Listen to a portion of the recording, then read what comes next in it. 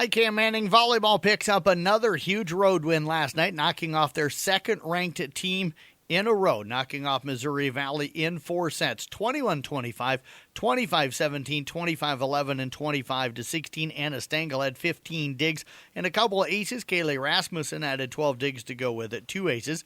Elsewhere in volleyball, East Sac sweeps a triangular at Storm Lake St. Mary's, beating Manson Northwest Webster 25-27, 25-15, 25-22, and 25-19. For the Raiders, Lily Rodman had 8 digs to go with an ace. It was Sarah Bontrager with 4 kills to go with 3 assists, 24 digs, and 3 aces. The Raiders would beat Storm Lake St. Mary's 25-18, 24-26, 25-16, and 25-19. It was Emerson Ludwig with 8 kills and 2 blocks. Caitlin Smith would finish up with 12 kills to go with 3 aces.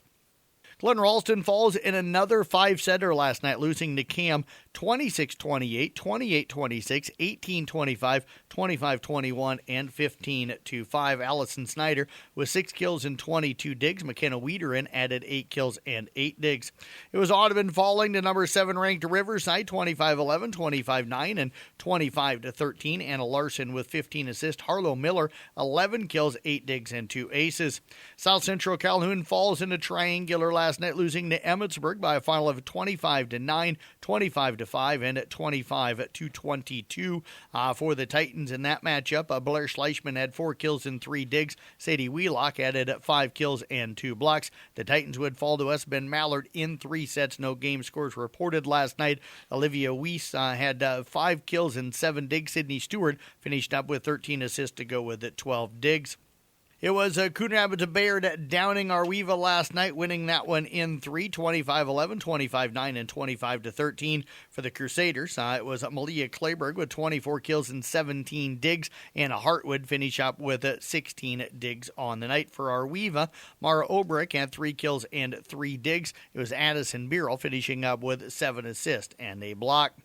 Class 2A has had one name set at the top to start the year, and that is the Kemper Knights. They find themselves at 3-0 ahead of district play, which will open this week against OABCIG, comes to town at 2-1 and right behind the Knights.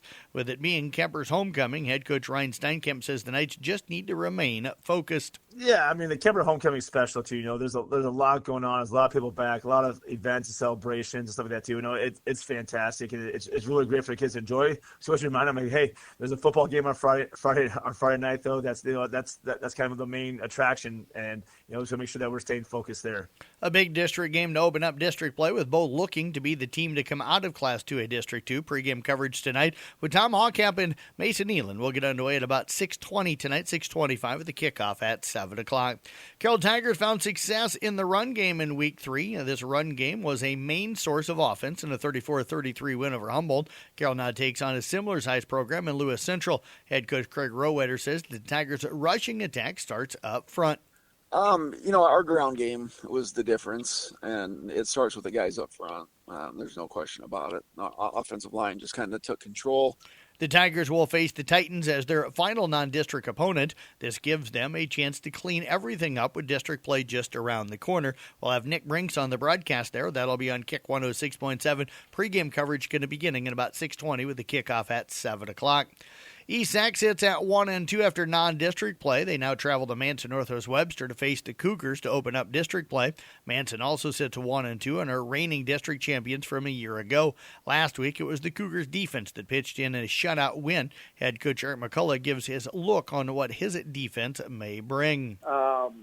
They bounce between like a 4-4 and a 3-4, too high look. So we just got to have our kids ready for those type of schemes. Week 1 of district play is huge for both teams who look to get to 500 and start out on the right foot with postseason dreams hanging in the air. Arweva hosting Xyro Kimballton in a key early district matchup for both teams. The Rockets are 1-1 in district play, while the Spartans are 0-1, and both teams need to get a win to limit the pressure on making the postseason.